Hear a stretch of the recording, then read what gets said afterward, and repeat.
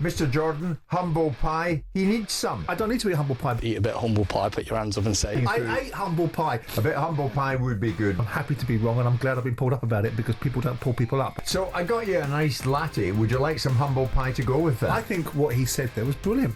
I think those two little gimps on Drive played him a clip that didn't contextually say what I actually said. Well, that's exactly the point. But the thing is, Jim, so no need for that. Yeah, but ultimately, in the great scheme of things, he's right, and people like me are wrong. James Maddison, well done.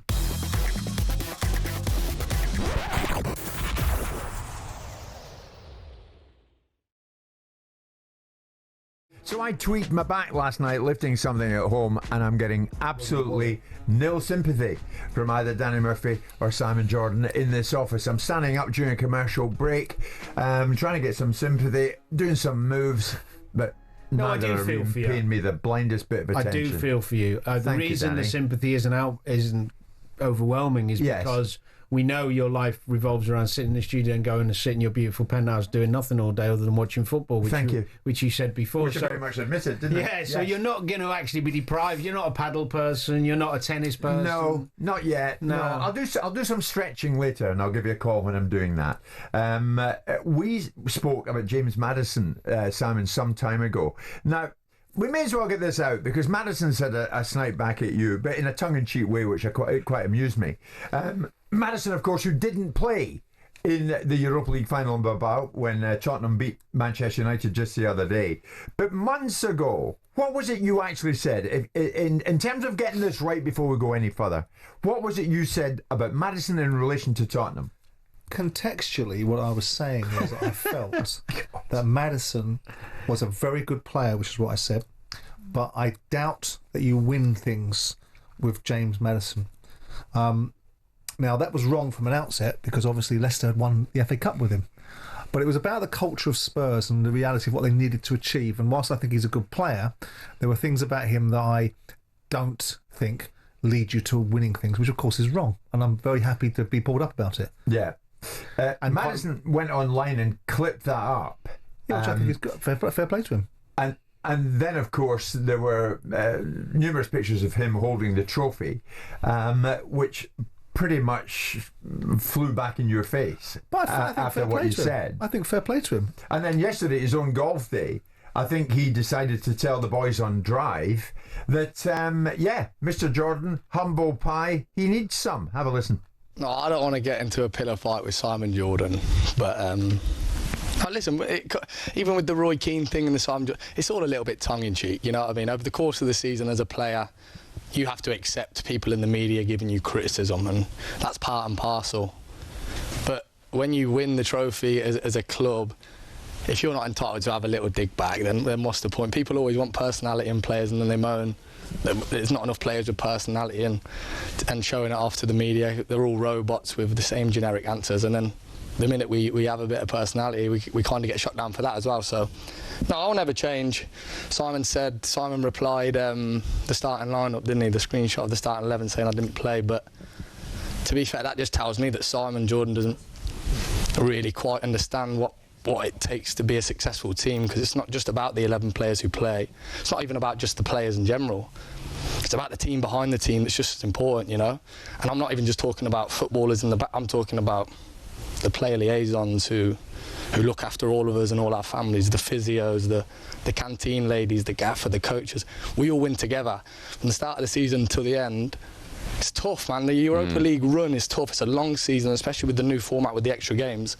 And it takes everything. It takes all the squad, all players used, all staff involved to get us, the players, in the right place to be able to go and win. And we did that, and we're so happy. So we win as a collective. So everyone involved wins. The Tottenham fans win. We all win. So if Simon wants to try to take that away from me, then be my guest. But, you know, maybe just eat a bit of humble pie, put your hands up and say, OK, maybe James Maddison did win this season.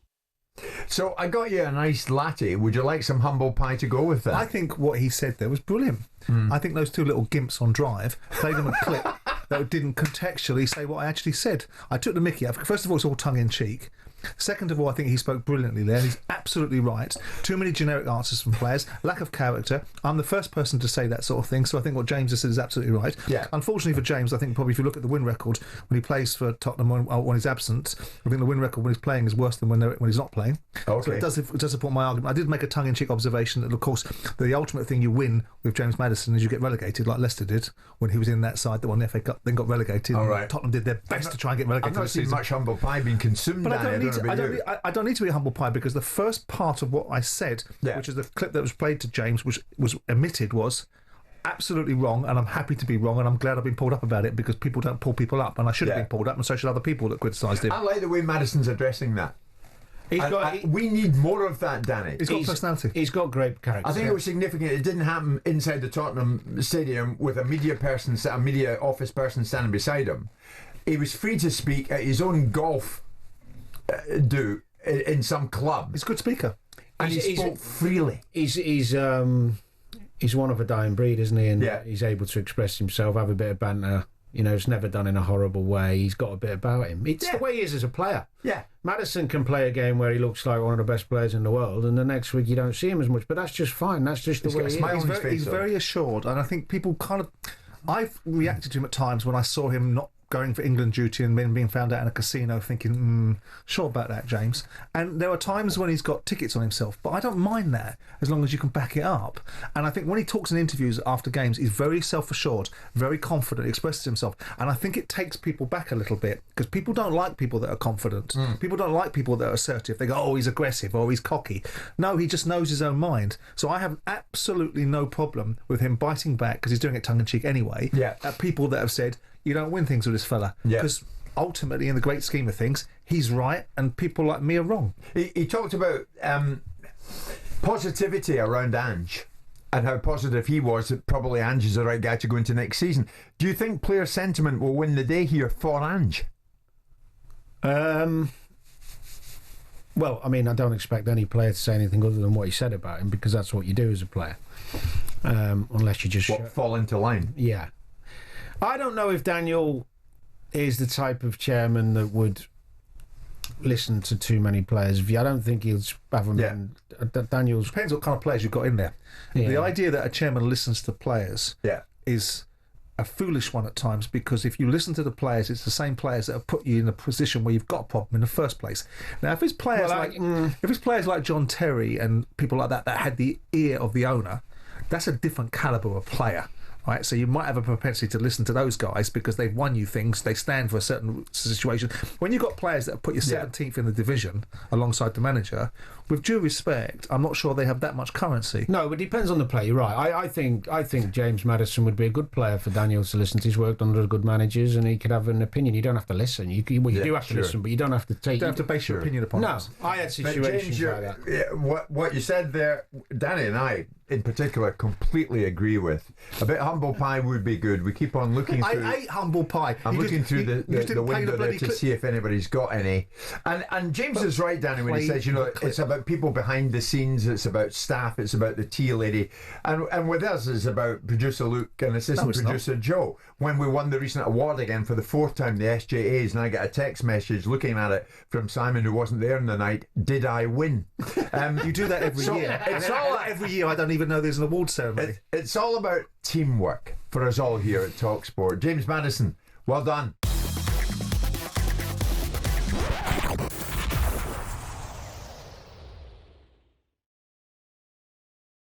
Tonight in Poland, Chelsea take on Real Betis in the Conference League final. It's live on talkSPORT.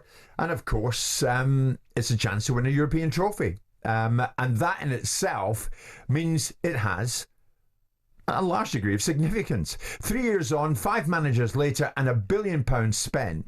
Is the tide potentially turning for the Chelsea ownership? Simon, on that, do you think that yes, indeed it is?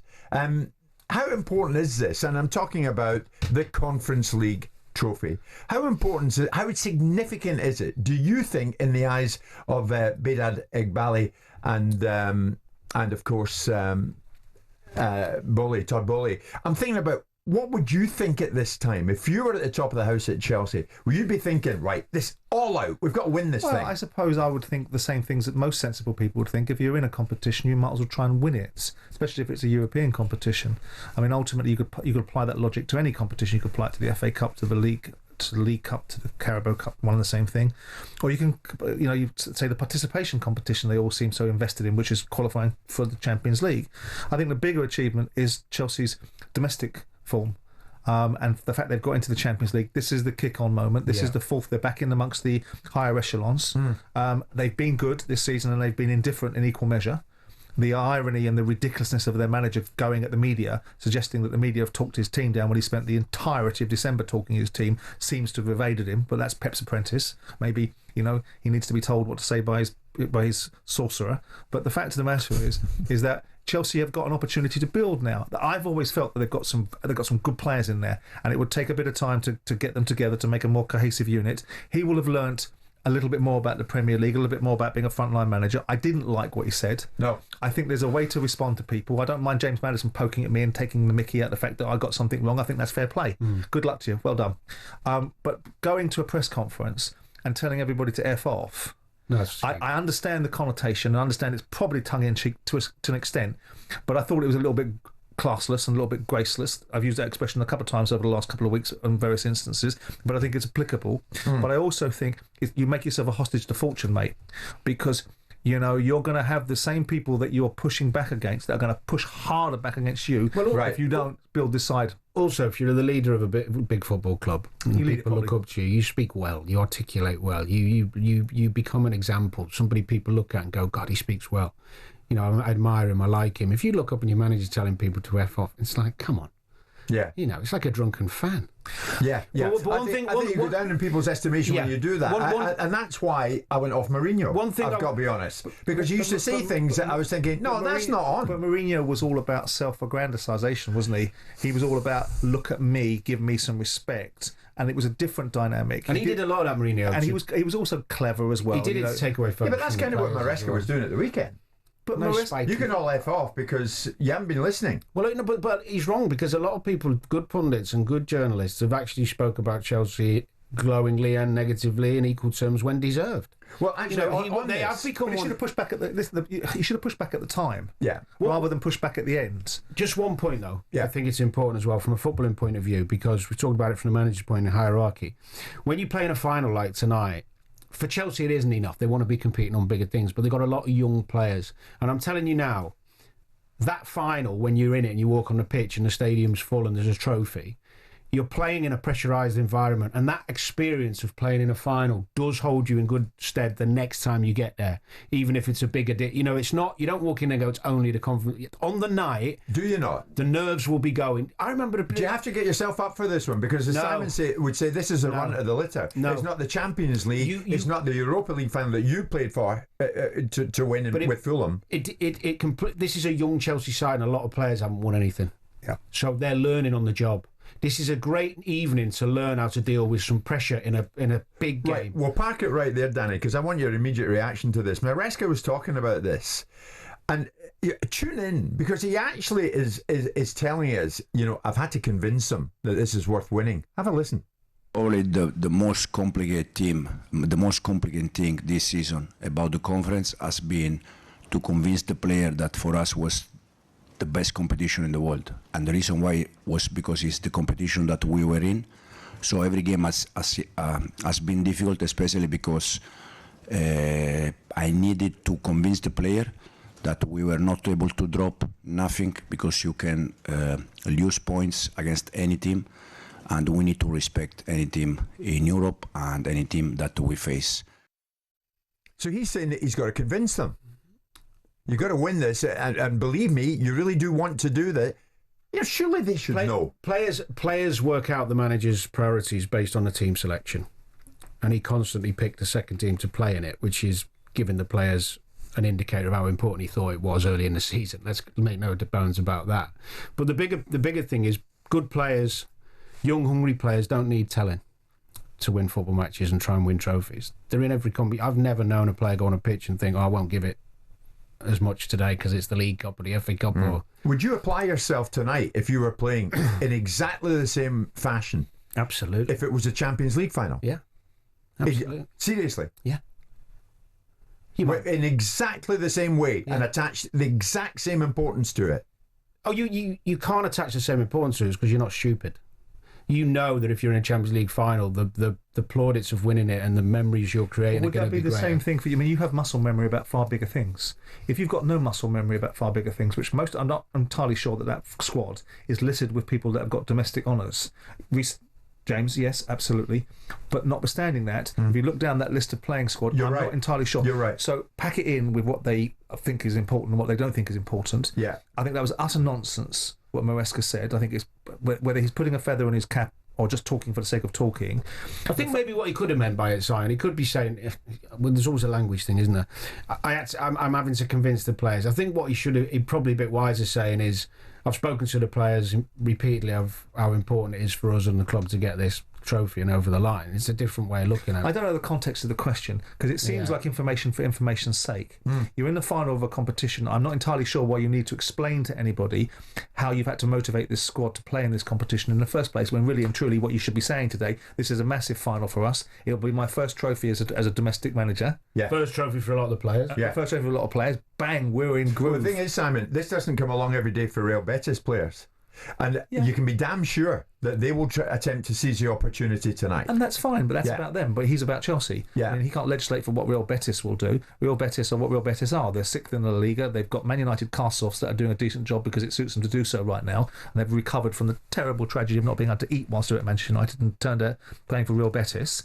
Yeah. But I think that the game will be Chelsea's to win. Yeah, Chelsea got a wonderful opportunity. Well, a wonderful opportunity to enjoy a final because, let's be honest, getting in the Champions League was a bigger deal than winning this. They diminish their achievements. I'm sorry, it may not be a little bit more clickbaity, but they diminish their season if they don't finish it properly. They finished fourth in the Premier League, fantastic, which is what I assumed they would do this season, which is get a Premier League berth. Don't waste the opportunity to come back with a trophy. Exactly. Do you see this trophy as an important step in the post-Abramovich era? That's what I'm asking this morning live in talkSPORT, and Mark is first up. Mark, good morning. Where do you see the significance of this trophy tonight for Chelsea, Mark? Hi guys, great show. First of all, just like to send I'm a Chelsea fan, they're Liverpool, send my thoughts out to the people of Liverpool in this very unpleasant and difficult time. Well, I've always called the Europa Cup the Mickey Mouse Cup, and this is the Minnie Mouse Cup. That's the way my mates and I feel about it. But you're in it now, you've got to win it. Yeah. I mean, a loss tonight would be cataclysmic just because it will be a loss. But there's no.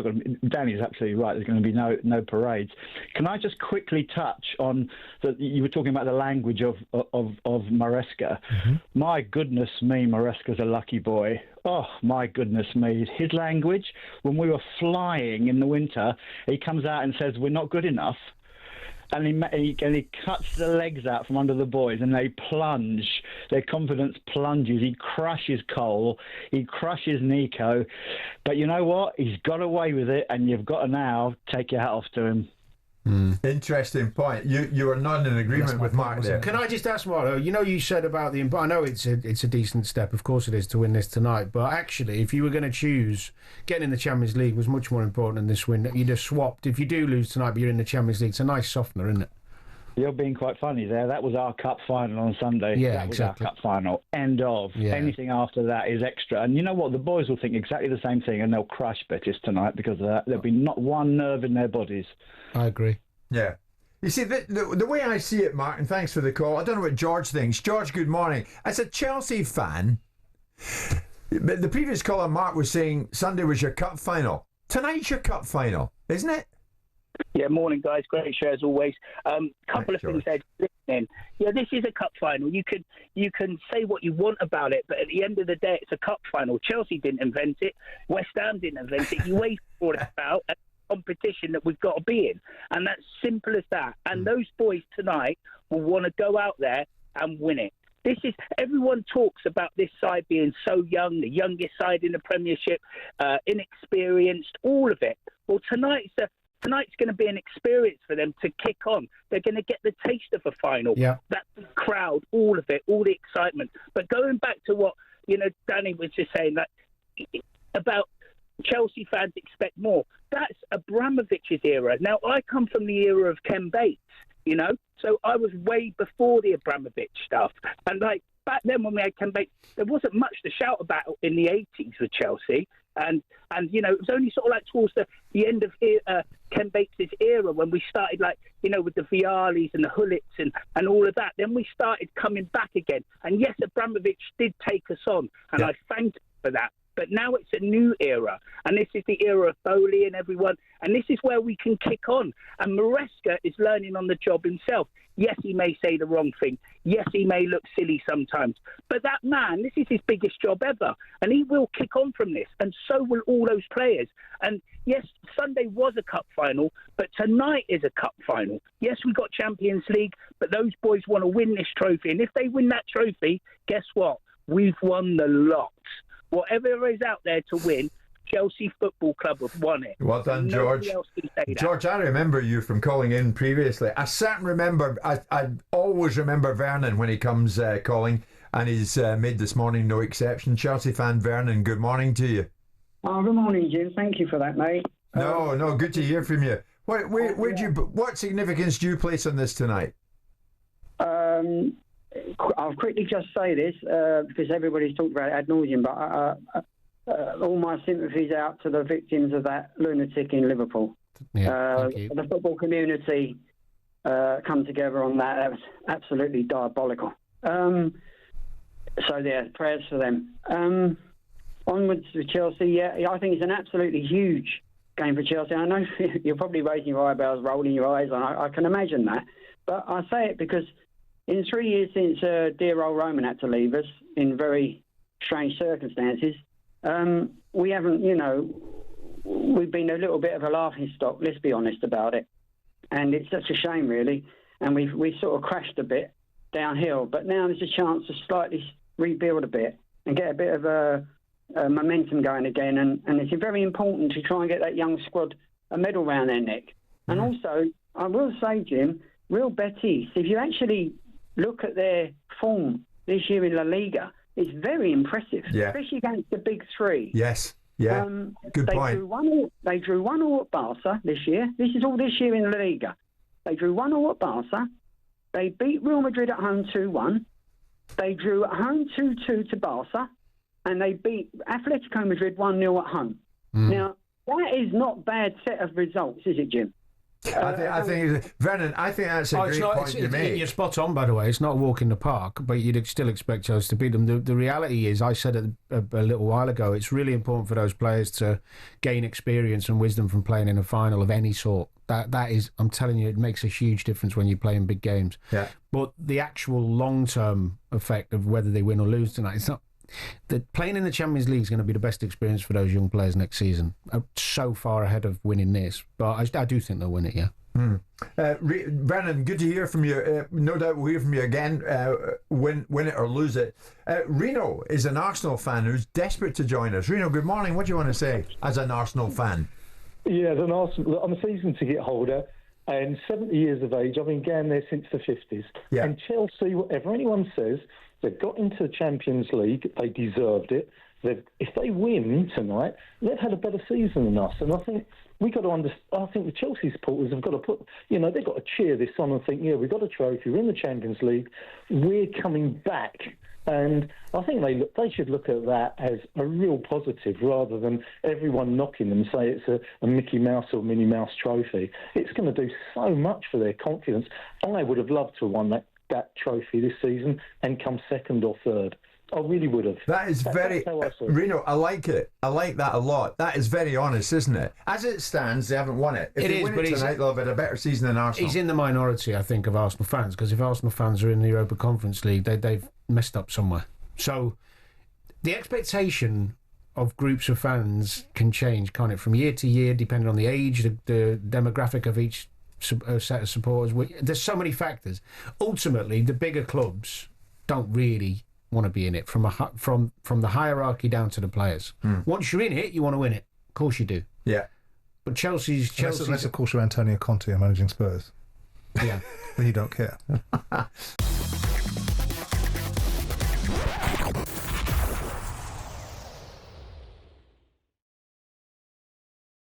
we spent a lot of time talking about who's going to make it, who's going to make top 5.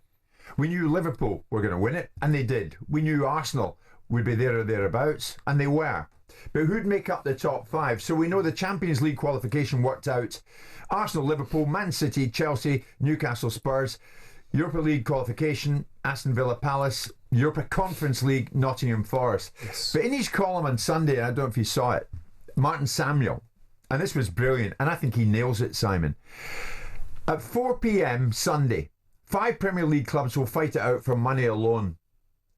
That's all. No trophy, nothing that can be seen, nothing that can be paraded, nothing that can be held aloft, nothing historic. Some will come 3rd, 4th, 5th, and those positions bring Champions League money, and modern football is obsessed. He's right, isn't he? Well, he's in part nicked my shtick, but that's a very binary way of looking at the world, isn't it? Well, what's the alternative? What he's saying is that we've moved into an area of participation, and sport has become about participating rather than there's the winner over there. I know, but that's the winner. Let's just give it perspective. If you're on the last day of the league season without the opportunity of Champions League football, it's only the winners. For example, if you go old school, where the European Cup, you might get UEFA Cup place. Yeah. So there's 2 places. Nobody fights for trophies on the last day. Everyone's vying for position. He's bemoaning what sport has become. Exactly. But the perfect example of that was what I'm saying is, I get it, but what's the alternative? Well, there's a reason why Martin Samuel might get paid £1 million a year to write about sports columns, because sport engenders such a huge opportunity for people to thrive and survive as a result of it. So I think he should pack it in when he talks about money, because it's a component part of football now. Yeah, and Simon, he's not wrong about this, is he? Well, the way Chelsea celebrated at the City ground, you would think they were, where's the trophy? He's right. He's right, but what's the alternative? But it's without nuance and if we want it just to be a binary view, if we want the season would have been finished, no engagement for any of the other football clubs. I mean, we know. I remember talking to Andrea Agnelli, the former owner of Juventus, for this TV show, and he was saying, what is it now that we've got to accept that the Champions League is a participation competition? It's about money. But sport has been about money for a very long time. And the reasons why the Premier League is such an elite league and we've got the best players in it, the best managers in it, is because the finances drove it that way. And what is the alternative to suggest that whilst, yes, I agree, in its finest form, we're celebrating teams participating in competitions, but what does that lead to? It leads why Newcastle would celebrate being in the Champions League is that opens the door to Newcastle having more resource to be able to do what? To be able to beat the system and get to be a side that can win the Premier League. So if you take away the context and say, right, should you be celebrating getting inside the top 5?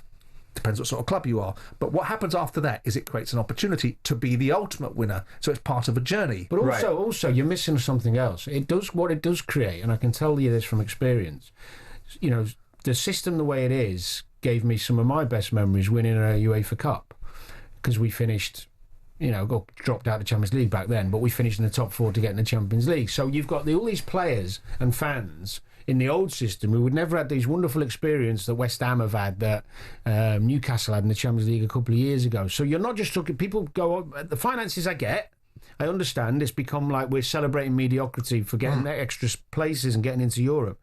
But what it's done is it creates better football experiences for footballers to gain more wisdom in the game, and for supporters to travel to amazing cities and have experiences with their loved ones, with their fans, with their friends.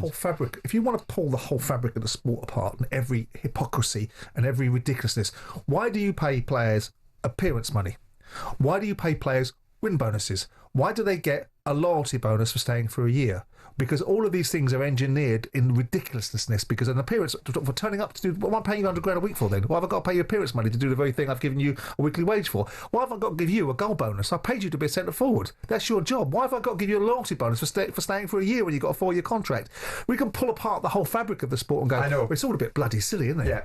Yeah. Where would you get to, incidentally, on that? And I'm intrigued by that. It always amazes me as well, Simon. But if you were an owner of a club today and you were sitting opposite an agent who's got a major player that you want to sign, would you say, incidentally, there ain't no goal bonus here.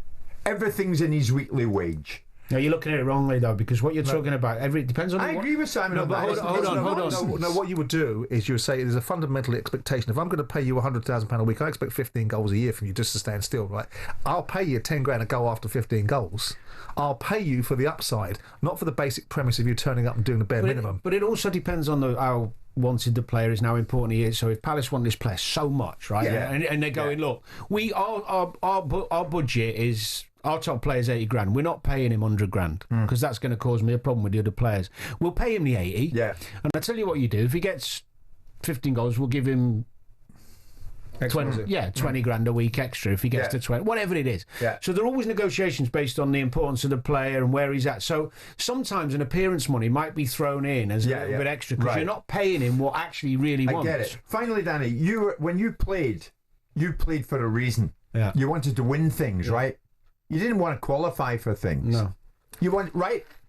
So you just conceded that. So that's why Sunday, and that's why Martin Samuel on Sunday is absolutely right. Yeah, no trophy, nothing that can be seen, nothing that can be paraded. He's right. But you have to play the hand you're dealt. So, for example, why do you celebrate Scotland qualifying for a World Cup when you know they're not going to win it?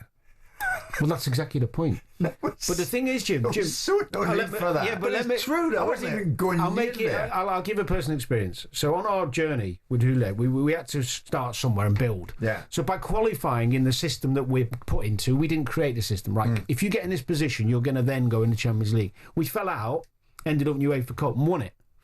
Right. But by that day we finished in those positions, it was a little celebration. We didn't go mad, but it was like, well done. Like, at least we give ourselves an opportunity to now go, which is what Simon said about Newcastle, for example. They're building to something better. The other thing I'll say finally on it is, I get it with Martin Samuel's piece, but the reality is, if you want to go backwards in time to a place where, only the top get this or only the... What is it a given more? I mean, it's a Waldorf and Stadler moment, isn't he? Martin is sitting in a balcony on his own arguing about the way the world works and just having one argument, which is, what has this become? Because he's writing a piece about participation. But what does participation lead itself to? What has it done for football? What has it created in the dynamic? Yeah, that argument isn't being run because it's not being rehearsed. So it's, as I say, it's a Waldorf and Stadler. No, but earlier on in the show that you were on this morning, with a Chelsea fan was saying that game on Sunday at the Forest Ground, that was our cup final. That is a shame. Why? No trophy.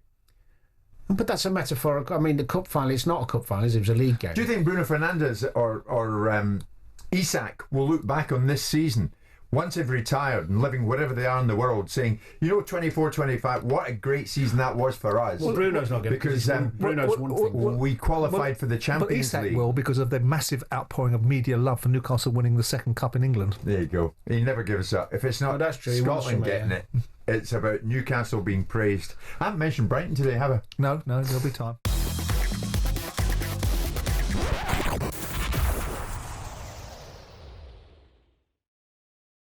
And my God, if Barcelona and Spain got a star in Lamine Yamal. The 17-year-old has signed a new 6-year contract with Barcelona following his breakout season in which he helped win a domestic treble. And he really did. He has been a sensation. I met up with him at the Ballon d'Or in Paris, and he attended it with his mum, his dad and his little brother. That's where he's at because he's 17.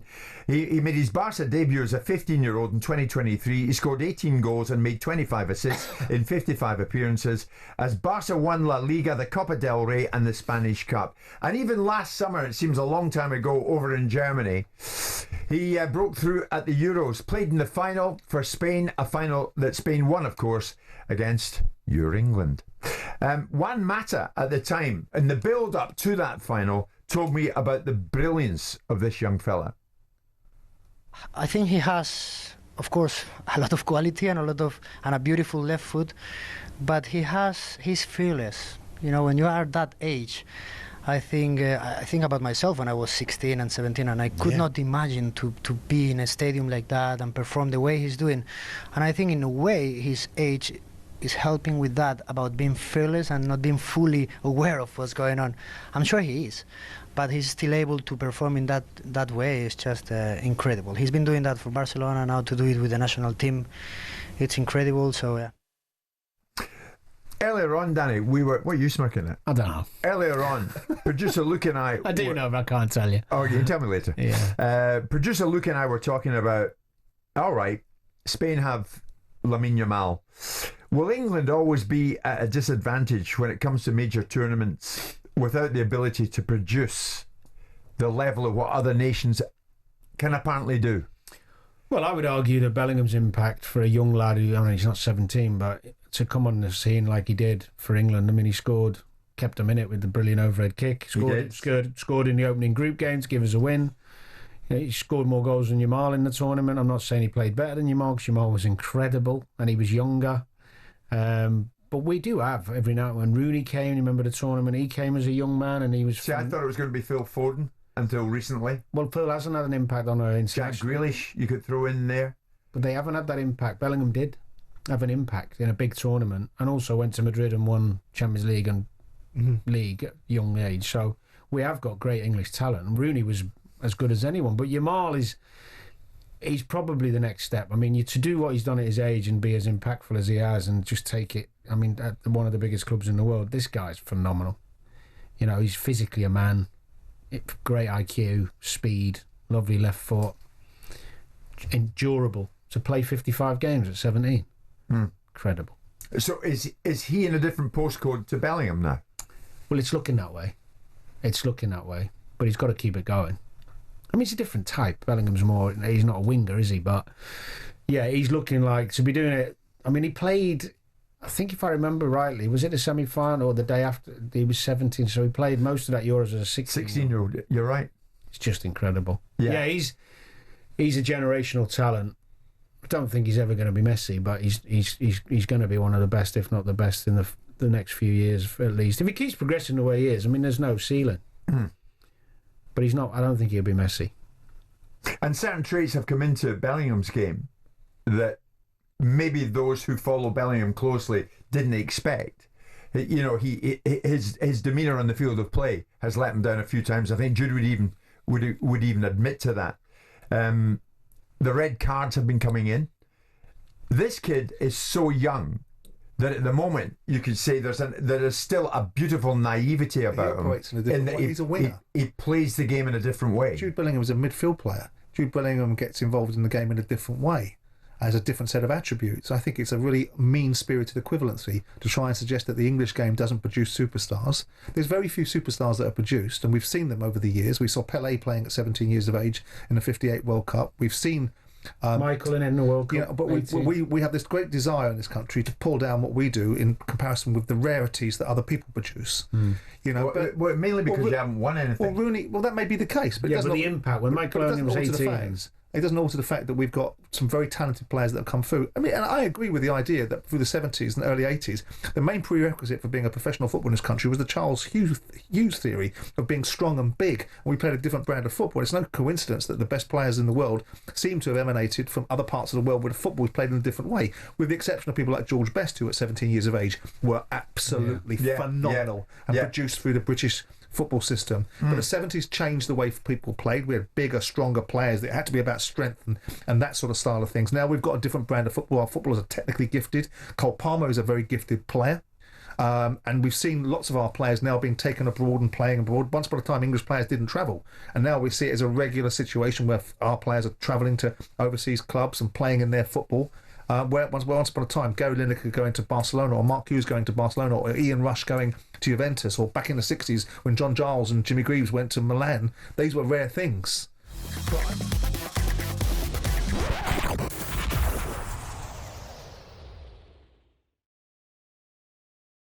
We understand that Matthias Cunha to Manchester United seems to be getting ever closer. United close to making the first signing of the Amorim era in Matthias Cunha.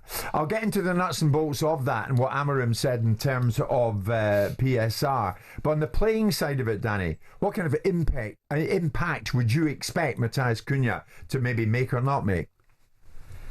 A positive one, because he's better than what they've got. That's 100%. Strong, great with the ball. The only thing with Cunha is not brilliant without it. Not brilliant without the ball. Meaning it doesn't work hard enough? Well, I wouldn't say he's dynamic in the press, or particularly, you know, for 20 minutes until he gets a little bit fatigued, and he does go missing a bit defensively sometimes, but on the ball, superb. I mean, creative, can score, beats people, he's powerful. He's better than what they've got, 100%. But Danny, from the United standpoint, considering they've been in the doldrums throughout the season domestically, they don't have European football to look forward to. Is he surely a significant catch nonetheless? Yeah, I'd say he's probably the top level of where they can go, United, at the moment in terms of their attraction. So yeah, I think that's about the level they're at in terms of signing players. I mean, you're talking about, let's put it in perspective, and I like Cooney. It's not the top club for him to go to, though, is it? I don't know his options. I would imagine there were a few. I mean, he's a good player. That's what I'm driving at. No, I really like him. Yeah. But when you're looking at the best clubs, they'll be looking at what I just said. Most of the best clubs are obsessed now, and rightly so, with players' work off the ball. Yeah. So, for example, if you look at Wirtz at Leverkusen, I think he's second in terms of winning the ball back in the opposition half in Bundesliga, and that's certainly no coincidence. Can he do it? Huh? Can he? Of course he can. So then it becomes a choice of coaching, doesn't it? Yeah, but if he can do it and he hasn't had to do it because he's been a certain player. I mean, I think he's a good player. Well, the manager criticised him recently, and I think I think it's an interesting signing for Man United. You know, there's a cultural relationship because he'll be able to speak to him in Portuguese because he's Brazilian. He's a big time player. He thinks he's a big time player, and it smacks to me a little bit of the Cantona effect in terms of he's got a degree of arrogance and confidence about himself. And I think Man United need a little bit of that brought in there. I think he's a good player. What they put around him, I think, will be very important. Yeah, I like the signing. I like it. I don't like his attitude at times. I don't like some of the things I've heard about him. But I don't mind that because if you can knock it out of him in a constructive way and get him on board, he might drag some of these players up a level by the very nature of his personality, which is precisely what Cantona did. I know we can't keep comparing people to the past, but there is a whiff of that about this transaction. Oh, I'm a big fan of him. He's one of those players you enjoy watching, and what he has got is a fearless. It's an Amorim signing. This is an Amorim signing. Yeah. And he's nailing his colours to the mast with players of this culture, ilk, and quality. Whether he can, if Danny, and I'm obviously bowing to his knowledge, thinks he can do the things that he isn't currently doing, then it becomes about choice. Yeah. And I'm assuming Amorim wants to play a certain way. What about the structure of it, Simon? Does that suit United? It's a release clause, yes, 63 million quid, which they'll pay off over 5 years instead of 2. But that will be what Wolves have been prepared to accept. That's what they asked for, and they'll pay a premium for that, or they'll be paying the servicing costs of it. Well, if you're Wolverhampton Wanderers, what you'll do, I'll tell you what you'll do, is you'll discount it, you'll pull it forward. I think they're now going to pay it in 3 instalments over 2 years. Sure, but you'll still pull it forward. If you want the cash now, you can pull it forward. By that, what I mean is the bank will step in and give you the money, and then they'll go to Man United for the debt, and then Man United will pay a premium for that in terms of some interest. It's called discounting. So if you, it doesn't matter how long you pay it over. It's the ability to be able to get the money quickly if you're Wolves. It's no good Wolves getting £12 million a year or £25 million a year. They want all the money now. Exactly. So someone's got to pay the discount cost that a bank will do for advancing the money. So if someone comes in, just to clarify, because I haven't got a clue, but if someone comes in, if you've got a clause in your contract and a club says they will pay it, will there be something in that release clause where it has to be paid within a certain time? Because in effect what you could say is I'm going to pay the release clause, and you can say no, we're not accepting because you want to give us over 4 years. Sure, absolutely. You can say no. I mean, depends. I mean, ultimately the release clause in the player's contract, the agent will not allow a mechanism in there for it's the player's contract, so he won't be allowing a mechanism in the player's contract which deploys the commercial reality between one football club and another. He'll be saying I want a release clause for 63 million quid or whatever it is. Then ultimately, if you've got more than one person coming into town to buy this particular player, then the club will turn around and say, you've got to pay me on the nail. You guys want to pay me on the drip, you've got to pay me right now. You see, the thing with Cunha signing, if indeed he ends up there, and it looks like he will, if he's looking over his shoulder for others to follow him, then he shouldn't do that, especially in view of what Amorim said yesterday. We always prepared 2 plans. One with Champions League, one without Champions League. Without Champions League, we also don't need a big squad. We can control the squad in the better way. Then we have a plan that is to bring some new players, of course. But our big plan is to improve the team that we have. It's to improve our academy, because I think that is the future. It was the past, so it can be the future. So it's not going to change so much because we have the fair play financial rules. We are not allowed to do much in this summer, even with Champions League. So we are prepared for that. Important thing is to stick together, like I said on Sunday.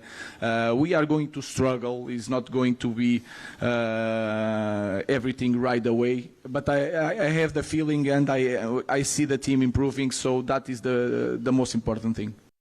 So he's saying there, Simon, I'm pretty much, because of FFP and the stipulations of it, I've got to pretty much work with what I've got. But he doesn't know what they're going to sell. I mean, what he's got is, if they sell nothing, he has a certain amount of opportunity.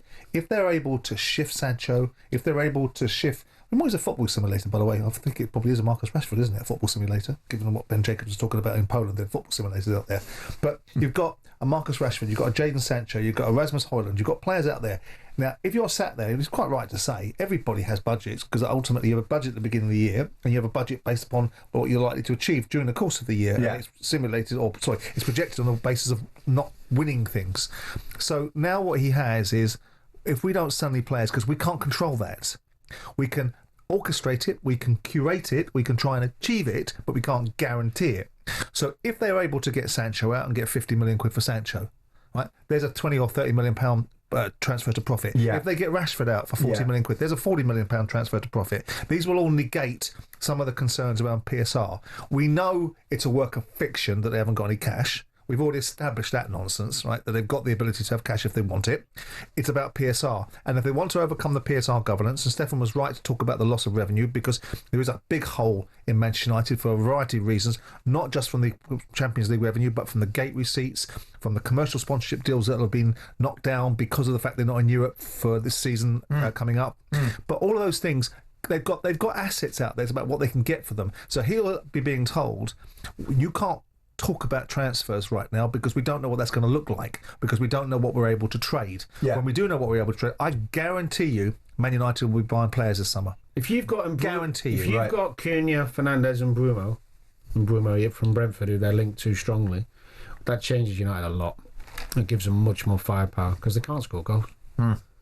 So it doesn't have to be a £300 million summer for United they have to get be better. Sophisticated in their thinking, good at what they're doing. Yeah, and there's no indication that they've been that way. But this is a poor. So they could improve. They could end up 50. Well, the other thing Simon didn't mention the two assets that are homegrown as well, because he doesn't seem to fancy either of them, Garnacho and Maynard.